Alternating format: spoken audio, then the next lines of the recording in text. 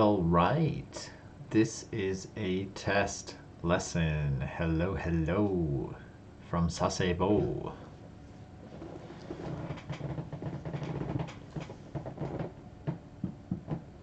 Just getting some stuff set up here.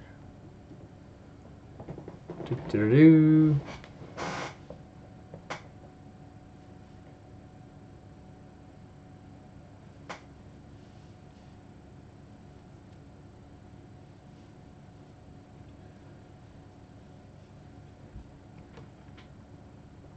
We are preparing for the beginning of this class.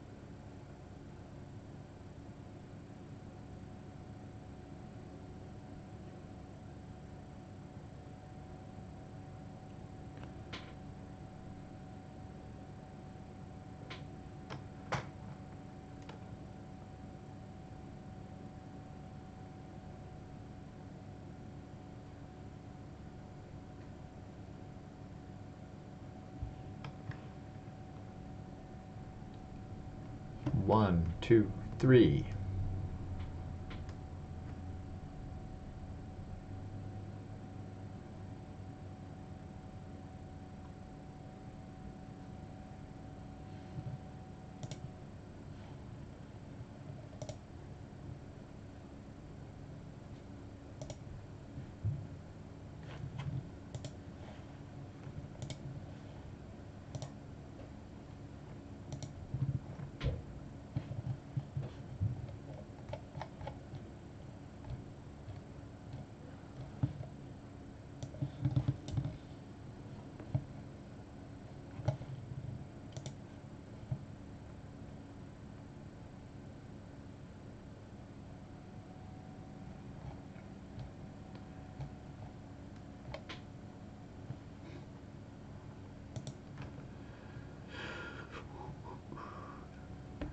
Four, three, two, one.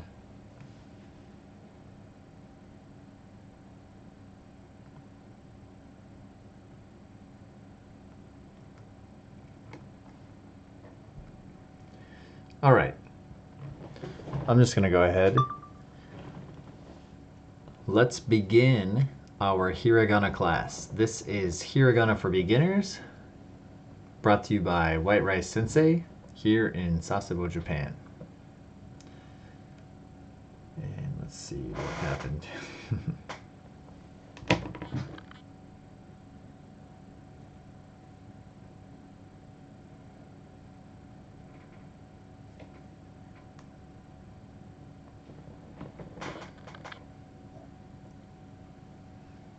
Okay, we're going to try that again.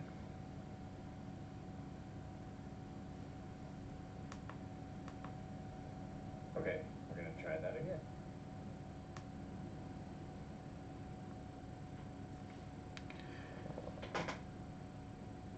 So this is a last chance effort for me to live stream test my YouTube Japanese lesson from my house. So this class is going to be Hiragana for Beginners, and it is a class that I recommend for pretty much anybody who's just getting started in Japanese.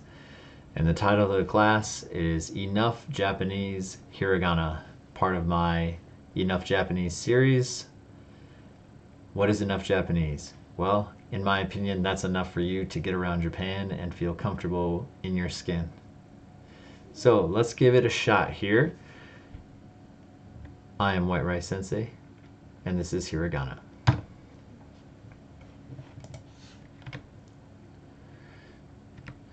Okay, so looking at the right side of the screen here, we have the Goju-on chart. Goju is Japanese for 50, and if you look at the table here, you have 1, 2, 3, 4, 5, 6, 7, 8, 9, 10 rows by 1, 2, 3, 4, 5 columns. Let's ignore this little guy here at the end. Goju, 50 characters or 50 sounds, and hiragana for children is usually arranged into this chart because this is the chart you need to get familiar with when learning hiragana. For us, non-native speakers of Japanese, we know it as the hiragana chart. But once again, for the Japanese, it's the Goju-on. Okay, and in my opinion, you should memorize this. Why do you need to memorize this? Well, if you don't, you're gonna go around Japan looking at a unsolved puzzle like in Wheel of Fortune, and you're always gonna be guessing. So becoming fluent in Japanese starts with knowing the 50 sounds, the Goju-on, and how to pronounce them, because that is the building block, the foundation for everything else you're gonna do in Japanese. If you don't take my word for it, hey, go and study Japanese your own way. But if you're gonna learn from White Rice Sensei, you gotta memorize this. Got it? Okay, let's move on. So, first of all, repeat after me in my best native Japanese pronunciation, and you're gonna start to notice a pattern really quickly. I'll try to drag the mouse along as we go. So, here we go. Ah, I, U, E, O. This is the vowels row, so there's no consonant sounds whatsoever in this row. Next we have ka, ki, ku, ke, ko. Do you already see the pattern? I hope you do. We basically took the vowels row and added the consonant sound k at the beginning of each vowel. So you have a vowel sound coupled with a consonant sound. All right, the next one's a little interesting. Again, repeat after me. Sa, shi, su, se, so. All right, this time we literally just took the vowels row once again and added a s sound. But you noticed that the E column and the S row produced a shi. Okay, that's because there's no C sound in Japanese. Doesn't work like Spanish. So the Japanese are pretty much not programmed to say C. Instead, they're going to say shi. And you're going to see that as a recurring theme as you learn Japanese. All right, next, let's look at the ta row or the T row.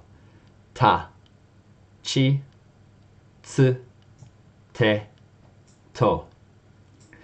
Now, again, it's coupled the consonant sound of this row with the vowel sounds of the columns. So you have ta, chi, tsu, te, and to. Once again, there's not exactly a T sound and there's not a tu sound. Instead, you have chi and you have tsu. Okay? Tsu is a unique sound, but it sounds like the end of pants. Tsu, all right? The next row we have is the N row. And this one's pretty simple. It's just the N sound coupled with all of the vowels. So here we go. We have na, ni, nu, ne, and no. That one's fairly straightforward. Next we have the H row, and H isn't really a hard consonant sound, but it definitely has its place in Japanese. So here, let's go ahead and repeat after me. ha, he, hu, he, and ho. So one thing that I noticed as a beginner Japanese student is that the middle of this row is fu. It looks like it's fu, as in the Foo Fighters, or a hard F sound, but actually the Japanese pronunciation is a softer sound that's more like the H. So you got to wonder why they didn't just do HU, but take my word for it, it's more like who, like who are you, who. Okay? The next row is another straightforward one. It's the M row. So coupled with the vowel sounds, repeat after me. Ma, mi, mu, me, and mo. Pretty easy, right? Then on the next row, this is the first one where it's an incomplete row. And from what I've read in the history lessons is that there once upon a time were probably 5 characters in this row, but 2 of them have sort of merged into the vowels row up above. So you end up with just 3 sounds in this row, okay? Repeat after me. Ya, you, yo. Okay, so there's no yi or ye sound, and those sounds are made by combining other sounds together, so don't worry about those. Now we have the R row, and this one is my least favorite row to explain because first of all, there's really no R, hard R sound in Japanese, nor is there an L sound, and people say this is sort of the middle between the R and the L. And let's just give it a shot, okay? Try your best, repeat after me. Ra, ri, ru, re, and ro. Okay? So one of the things that helped me with this is to sort of think about where your tongue is placed. As a kid, I actually had a hard time with the R sound, so I actually was sent to a speech therapist, and I'm not embarrassed to say it. Well, in the Japanese syllabary, there is no R sound. So you got to think about a place between D. So make the D, say D, and feel where your tongue goes. D. It's right kind of behind your top teeth. Then say la, la, and your tongue falls a little higher in the roof of your mouth. Now say raw, raw, like a raw egg or raw fish. Raw, your tongue shouldn't actually make any contact with the back of your teeth or the roof of your mouth. So it's more like raw. Your tongue just sort of floats back there behind the teeth, right? It just sort of floats. Raw. Okay? Whereas da touches the teeth and la is above, okay? So when you say da, ra, your tongue almost just sort of flicks the back of your teeth there, but it doesn't actually really come into contact. So let's try it one more time. That whole row. Ra, ri, ru, re, ro. Okay? And for our ramen eaters out there, this is a sound you want to learn how to make, right? Because you like ramen, ramen. Got it? Now the last row on the original gojuon here is actually cut and it only has 2 sounds. Again, this was an incomplete row in Japanese, and it's just gonna have these sounds, okay? So you have wa and o. So you're saying, hey, well, why didn't you just pronounce that wo? The truth is, this is a sound that's mostly used as a particle in Japanese. If you don't know what that is, you're going to learn about it as we go through this class. But the wo sound in modern Japanese is pretty much pronounced just like the character up here. So o, o. All right? And then we have this sneaky little character here at the bottom. Now this is the only character in hiragana that is a consonant sound without a vowel. And it's pretty convenient in my opinion because it looks a lot like the sound that it would make in English. It looks kind of like a cut off cursive N or N, right? Doesn't it look a little bit like the N? So it's going to sound like this. N. N. Okay? So there's no vowel sound associated with it. So up until now, every single hiragana is either a vowel by itself, or it's a consonant mixed with a vowel, and each character has its own unique pronunciation. But the N sound is kind of unique, and you'll find no words can actually start out with the N sound in Japanese, because all Japanese words have to start out with a hiragana that has a vowel. In fact, this usually comes at the end of a word, okay? Don't worry, it'll start to make more sense as we go. Now, this is the gojuon. If I was teaching this, I would usually stop here, would take a pause, take a break. I'm going to pause my offline video camera here, and then we're going to start another lesson, which is how do you get the sounds like g, right? So I'm going to pause this camera, and then I'm going to restart it.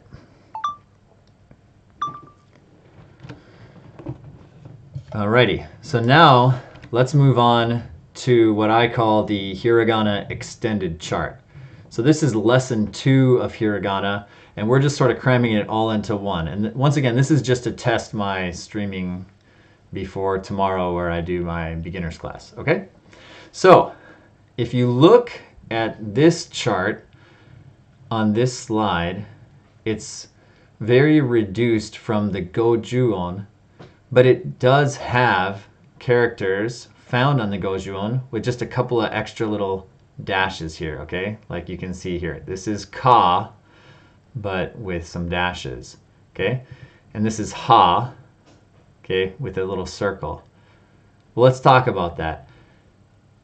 These two little dashes in Japanese are called a dakuten, but that's more of the scientific term for it. Most people just call it ten, which means like dot dot.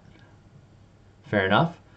And then the circle sound is called a handakuten. But again, that's a linguistics term. Most Japanese people just call it maru. Okay? Maru, which means circle. So the way this works is we take characters from the gojuon, and I'm going to show you. See here, we have on the right side the ka, ki, ku, ke, ko row. That's the K row from the gojuon. When you add ten just above to the right of these characters, you end up changing the sound from K, k, to G, g. So let's check it out. Ga, gi, gu, ge, go. Ga, gi, gu, ge, go. All right, is that making sense? So any character from the K row that adds ten, you just change the k to a g. Easy day. Watch the pattern continue. It gets even better. So next we have the S row. And as you remember, that was sa, shi, su, se, so. But when you add ten to the upper right of these characters, you're going to change that to za, ji, z, ze, zo. Alrighty? So remember, she, there's no C sound, and same with there's no Z sound. So it's instead of za, zi, zu, ze, zo, it's za, ji, zu, ze, zo. Don't ask me why, I wasn't there when they came up with it. Alrighty? Next, we're going to take the T row from the hiragana chart. And the T row was ta, chi, tsu, te, to. Okay, it's not ta, ti, tu, te, to. Ta, chi, tsu, te, to. And when you take this row, you're going to take and add ten, once again, always to the upper right of the characters. And it's going to sound something like this. Da, ji, zu, de, do.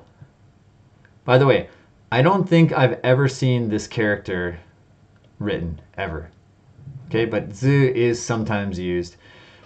The important thing to know is that this is just a theoretical character. It's probably used in like a couple words in Japanese. I would just ignore it even exists.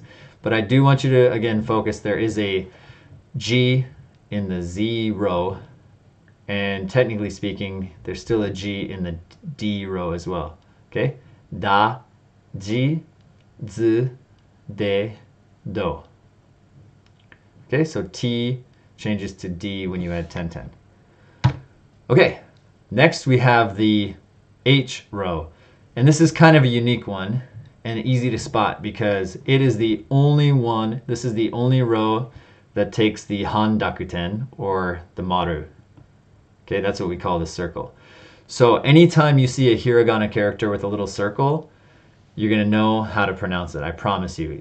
This will probably be the first one you recognize. Okay, so let's look at this real quick. When you take the H row and you add 10-10 on the upper right, the first thing you're going to do is change that H to the B sound. Okay, so ha, hi, hu, he, ho becomes ba, bi, bu, be, bo. So that one's pretty simple, right? Ba, bi, bu, be, bo. There's nothing tricky like over here with the G or the Z. All right. Now, if instead of 10-10 you add the handakuten, the maru, it's going to be the P sound. P. So pa, pi, pu, pe, po. Got it? Pa, pi, pu, pe, po. So like I said, this will be probably the first thing you start to recognize because when you see hiragana out in town, out on signs, you're going to immediately recognize the only character in Japanese with a circle. So you know these have to be pronounced with a P sound, right? Okay. So for those of you out there who are like, well, what the heck? Why? Okay, we had those goju-on. Why didn't they just make different characters? And this is, for me, I don't know. I'm kind of intrigued by it. In linguistics, when you take the dakuten and you add these 10-10 to these characters, okay, the k, there's no voice, right? There's no voice when you make the k sound. But when you add 10-10, it goes from k to g. Now, I challenge you at home right now, if you're watching this, to make the g sound without your voice. Is it possible? Try it. G, g. It's impossible. So in other words, when you add a dakuten, when you add 10-10 above a character, you add your voice to it. So let's look at this again. Ka, ki, ku, ke, ko. Ga, gi, gu, ge, go. Okay? So from the initial sound, instead of a voiceless sound, k, you're adding your voice, g. Okay? So the same thing works for the S. Okay? Make that S. Try it. S. Your voice, the thing that makes you recognizable on the phone, right? Or to your mom and dad when they're calling for you. The thing, your voice is not present in the S sound. Anybody can do that. But when you say Z, Z, your voice is present. So once again, those 10-10 add your voice to the characters sa, shi, su, se, so from the very beginning of the character. Za, ji, zu, ze, zo. All right? And since you're already seeing the pattern here, ta, t, t, try it. T, t, t, ch, ch, ts, ts. There's no voice in there, but when you add the 10-10, d, j, z. Okay? You can't make those sounds. You physically can't make those sounds without your voice. In theory, right? And then the H sound, it's just breath, pretty much. You're opening your mouth. So from H to B, B, right? You have to have your voice. And then the unique thing is with that maru, okay, with the circle, the maru, you go from right, just your breath sound to a p, p, So you're not actually adding your voice there. It's more along the lines of you're releasing a puff of air. So before you make the p sound, right, there's built up pressure behind your mouth. And as soon as you press your lips together, you release a puff of air with the p sound, okay? Now, I probably just put some people to sleep, so I'm sorry about that. But let's look at some more stuff here about the extended chart, all right? Oh, I guess I was just gonna repeat it. So let's go this in rapid fire. Ready? We already went through this painstakingly. Here we go. Ga, gi, gu, ge, go. Za, ji, zu, ze, zo. Da, ji, zi, de, do. Ba, bi, bu, be, bo. Pa, pi, pu, pe, po. Easy day.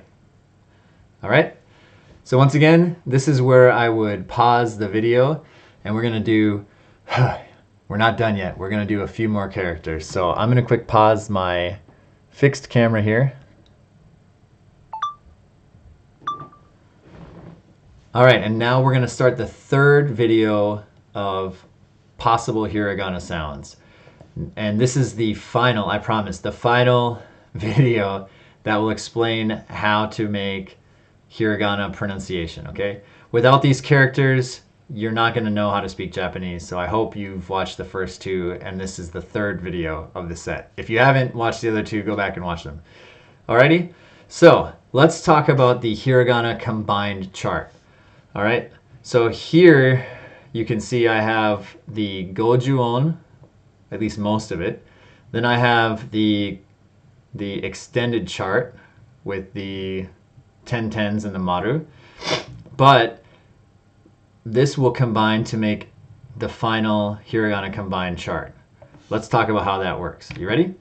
So, additional sounds can be made above and beyond the sounds that we've already talked about. How does it work? Well, you're going to take a hiragana from the E column. Remember, every hiragana in the E column has an E vowel sound with a consonant. So check it out. E, gi, E, ki, shi, chi, ni, hi, mi, ri, gi, ji, zi, bi, p. All right? So all of these sounds have that E sound with them. So you take that sound and we're going to combine it with another hiragana from the Y row. So E column, Y row. And notice there was not a yi sound, okay? That's important. So what happens when you combine these sounds, you take the initial sound from this column and you're going to combine it and you're going to write, if you were to write it down, you would write the ya, you, and the yo in a smaller font or a smaller character. So looking over to the right, you can see that these are short and stout, right?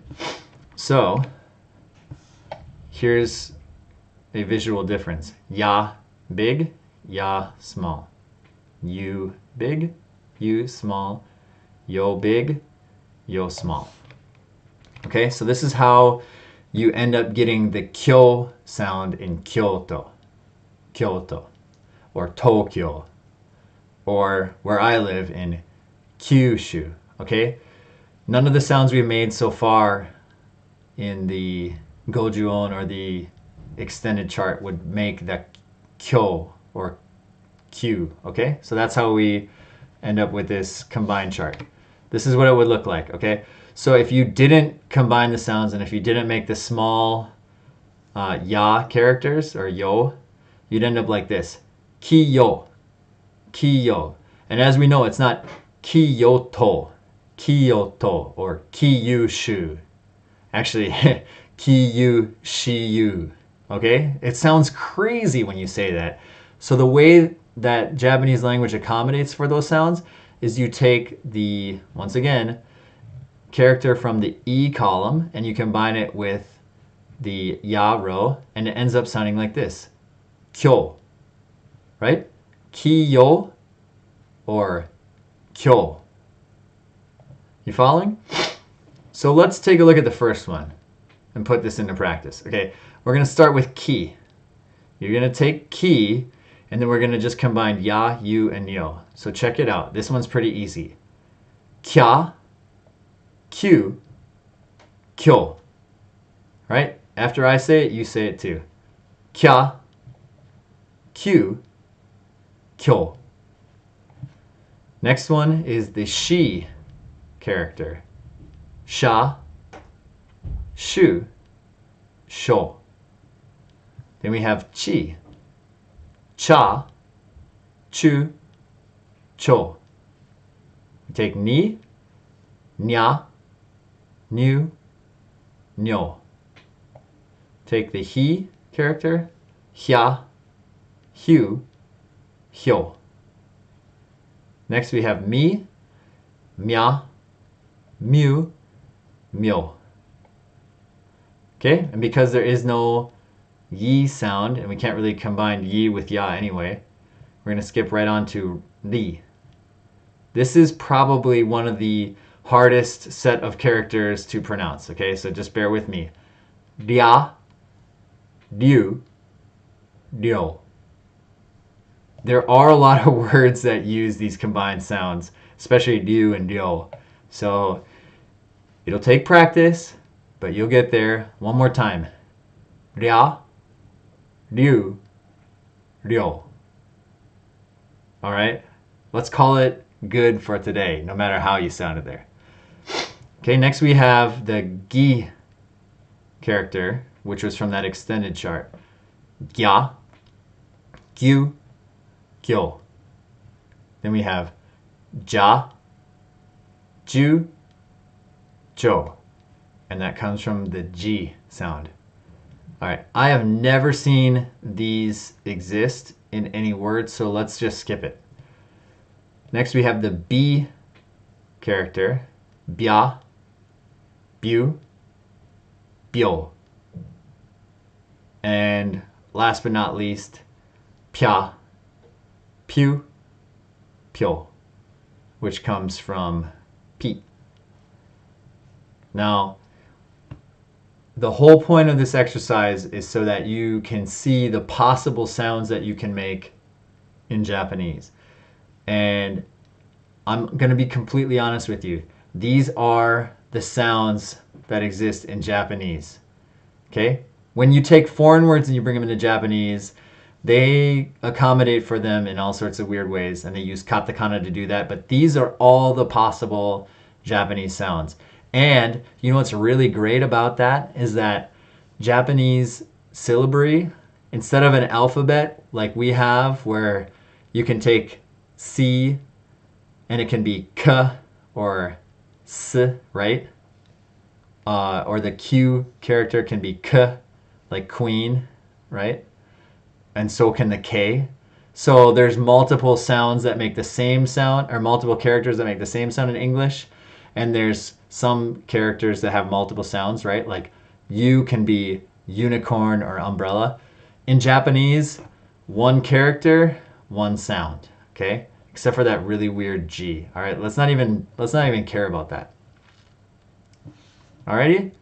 So anybody at this point have any questions, you can always feel free to write a comment in this video or write to me by email or Facebook. But that's kind of a wrap for hiragana possible sounds, except, there's one more thing I gotta tell you, okay? So I would be lying to you if I said that ya, you, and yo were the only small characters, right? These ones have a large case and a small case. Well, oops, I did that out of order. Okay, the small tsu. Let's talk about the small tsu.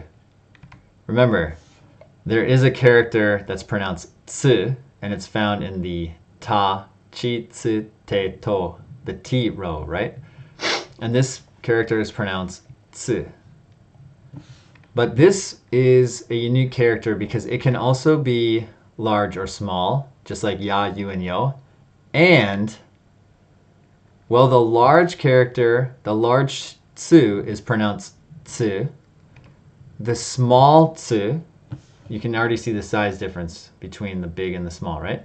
The small tsu doubles the next consonant sound that follows it. Okay, so when you see a small tsu, it doesn't necessarily have a pronunciation until you see the character that follows it. So let's give an example here real quick. Okay, we have two words on the right. We have kite. Try that. Kite. But then we have a small tsu, ki, small tsu, te. And like I said, it doubles the next consonant sound. So it actually makes the word take a little longer to say. It sounds like this. Kite. Kite. Try it again, one more time. Repeat after me. Kite. Kite. Kite. And that makes a huge difference to the Japanese ear. I'm not even gonna lie. Like, if you said one word wrong, like somebody who's listening to you, some Japanese person who's not used to maybe a foreigner speaking their language, would hear a completely incorrect word. Okay, it's almost inconceivable that you would say kite instead of kite. So they might not understand what you mean from context. Okay, I'm not lying. All right, so kite means come here, right? Kite, Japanese say kite, come here. But kite is a postage stamp. Okay, so if you say like, oh, I need to mail my letter, but I forgot my kite, that doesn't work. Ah, I'm here to mail my letter, but I forgot my kite. Oh, well, we sell kite here at the post office. Okay, it's wild to me how many times I've been misunderstood. I've been so close, but I didn't realize the word was meant to have a small tsu, and so therefore I was completely misunderstood. I'm not lying. I know it sounds crazy. They look identical to us English speakers, right? Okay. And then last but not least, for the small tsu, I've seen this in texting back and forth with my friends, also in comics or in the quotations on TV, like if someone's quoting somebody or if somebody in a book is speaking, right? The how would you even call that? The spoken part, the quotation in a book. Like Jim said, "Let's go," right? That has quotation marks, okay? In chat speak or text messaging, online, Facebook, etc., a word ending in a small tsu is meant to shorten the sound. Okay, so what do I mean by that? Well, let's look at a popular word here. Try this. Yabai. Yabai. Okay, that sounds yabai, right? It's kind of long. But if you see the same word yaba with a small tsu ending it, so you can see here, yaba, they got rid of e and they just put a small tsu. It's going to sound like this. Yaba. Yaba. Right? And that's sort of like the Japanese way to add, emphasis or excitement, shock, right? Yaba! Hey, I just found out I got into Waseda University. Yaba! Right? But if you said yabai, it sounds like longer, okay? So let's look at it. The difference as I interpret it in English. Dang! Yabai! Right? Or dang! Crap! Right? It's a short and sweet one. Okay, so if you see that small tsu, shorten the word. And that, my friends, my students out there, is all of the hiragana that you really need to know to get started in Japanese. I kid you not. That's it. So once again, this was a test of my live stream. I hope that someone's out there watching. To be honest, I don't expect anybody to watch this, but this is going to be good reference material later. So thank you for watching. Feel free to write any of your questions to me, and I will get back to you promptly. I look forward to my beginner Japanese class. So I will see you all tomorrow or in the next session. Alrighty. Have a good night. White rice. Sensei out.